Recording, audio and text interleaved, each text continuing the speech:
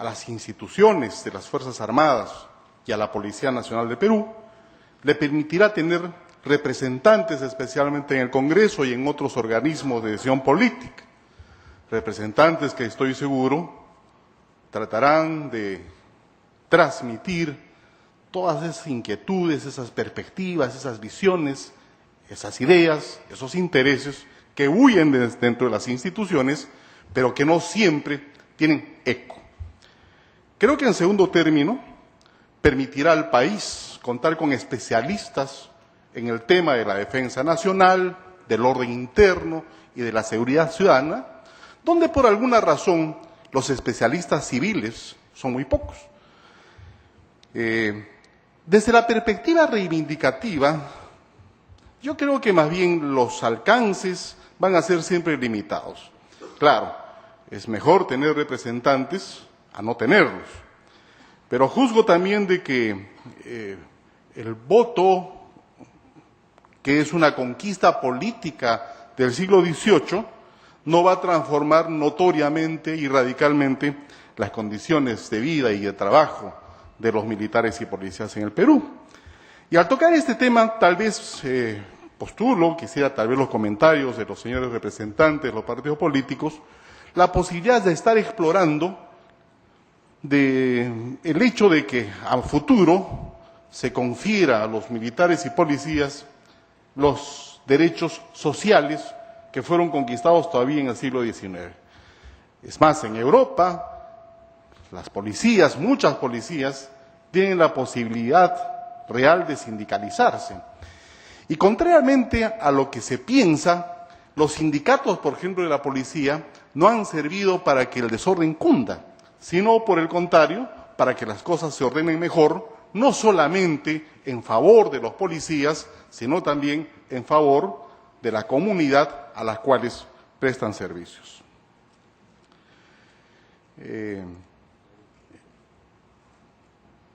Otro de los temas que quisiera mencionar es, vengo escuchando, especialmente en los medios de comunicación, sobre el voto militar y policial como algo compacto, como algo monolítico, y en mi parecer esto realmente no existe.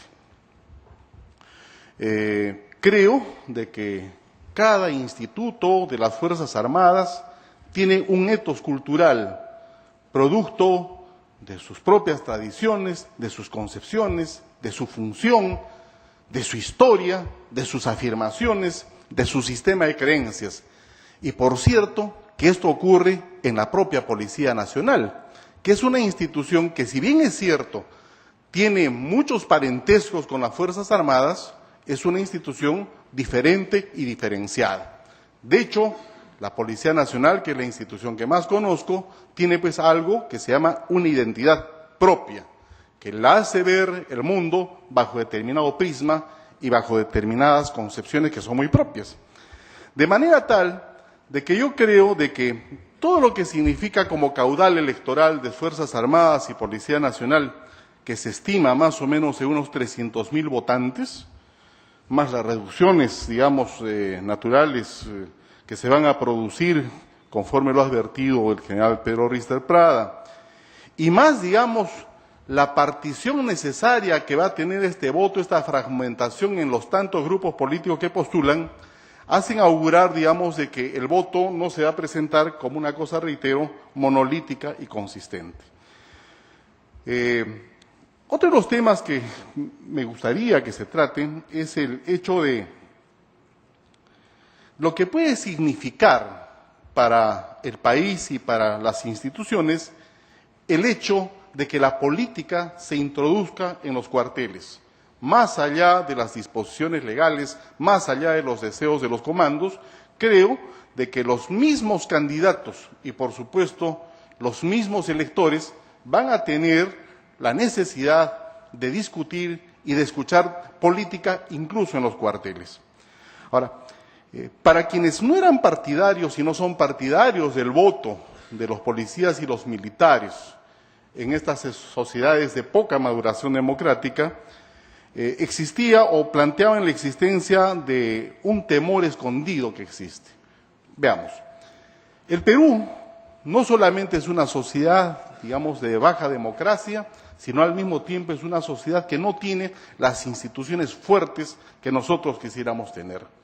Con todos sus defectos y con todas sus virtudes, las Fuerzas Armadas y la Policía Nacional son una de las pocas instituciones que realmente funcionan en el país. Ahora, reitero, quienes advertían o advierten la posibilidad de que la política pueda quebrar la unidad, la disciplina de las Fuerzas Armadas y la Policía Nacional, creo que no necesariamente estaban desencaminados.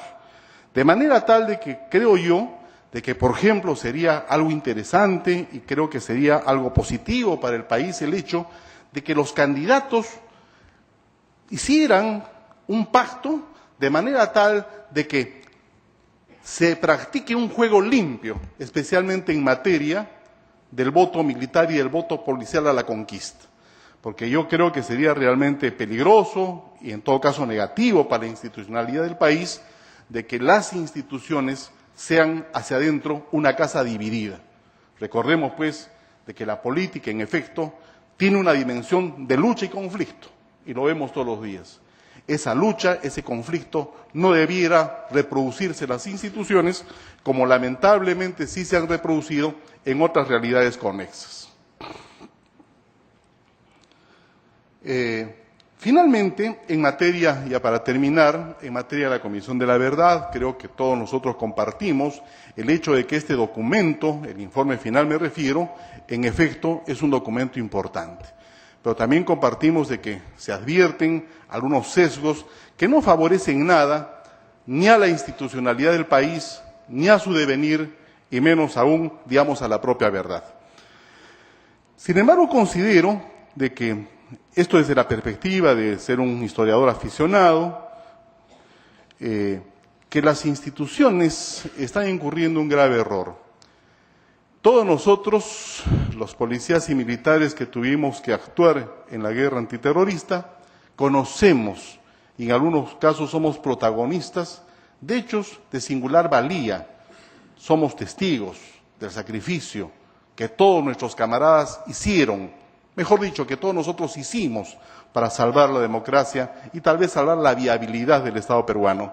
Sin embargo, nosotros mismos estamos permitiendo de que esas historias reales, objetivas, que hablan bien de las Fuerzas Armadas y de la Policía Nacional, estén quedando un tanto sepultadas en el olvido. Yo creo que frente a esta experiencia que es la Comisión de la Verdad, las instituciones de las Fuerzas Armadas y de la Policía Nacional debían complementar esa verdad con su propia verdad. Y creo de que esto es una necesidad no solamente para el país, sino particularmente para la dignidad de las Fuerzas Armadas y de la Policía Nacional del Perú. Gracias.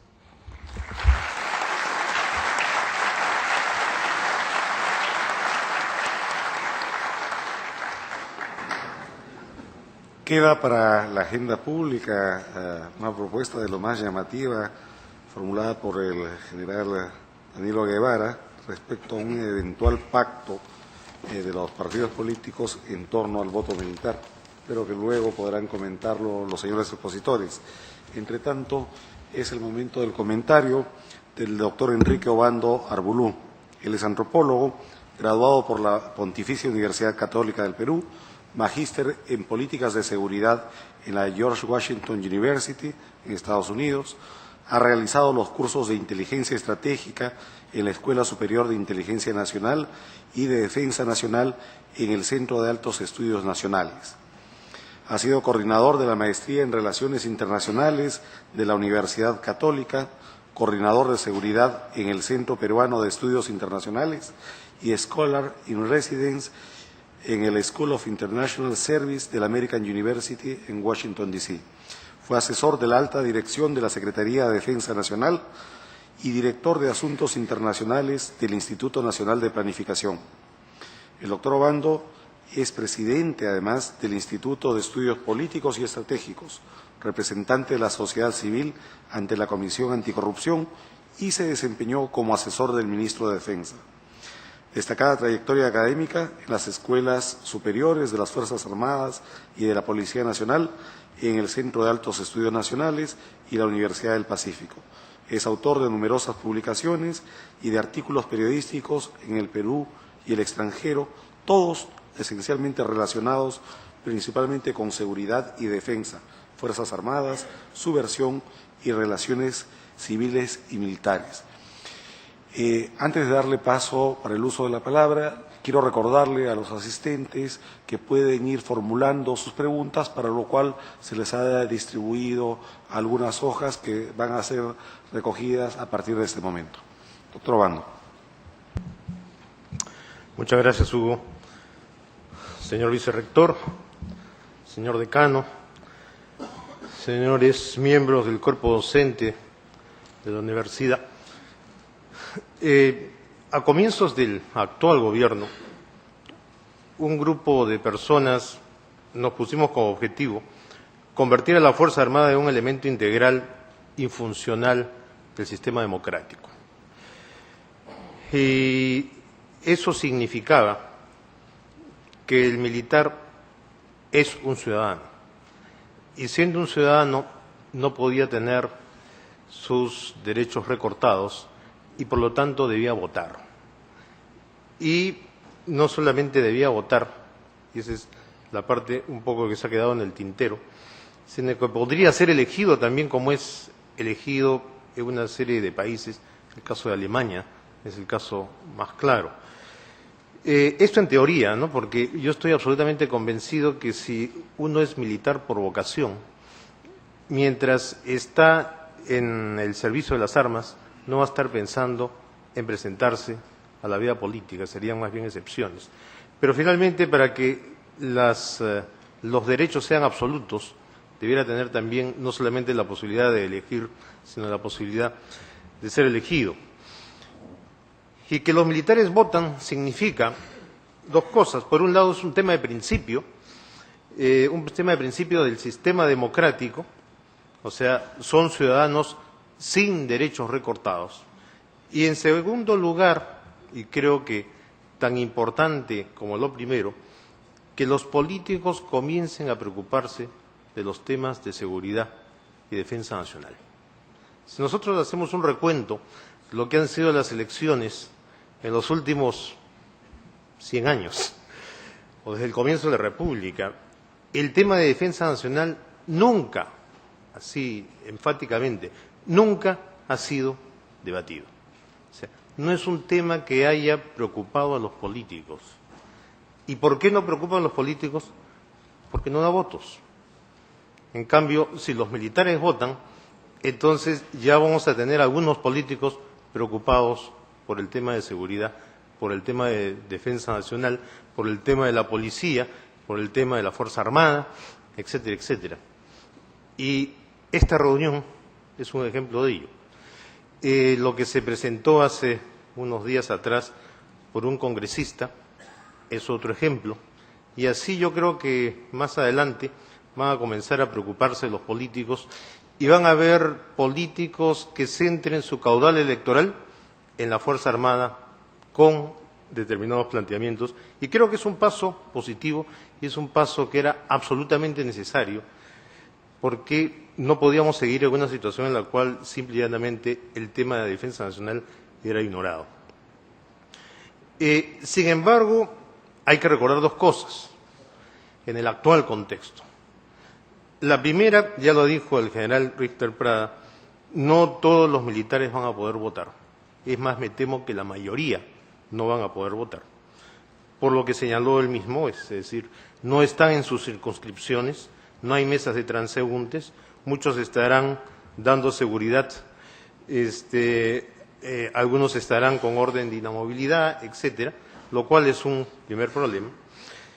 Pero hay que recordar también de que esto es un punto, solo un punto, de lo que era la reforma del sector defensa. Y la reforma del sector defensa es una de las reformas importantes que se trató de hacer en el actual gobierno y que lamentablemente se ha quedado también en el tintero. Y tiene dos pilares. Uno es la reforma democrática dentro del sector defensa y la otra es la reforma propiamente militar. En lo que se refiere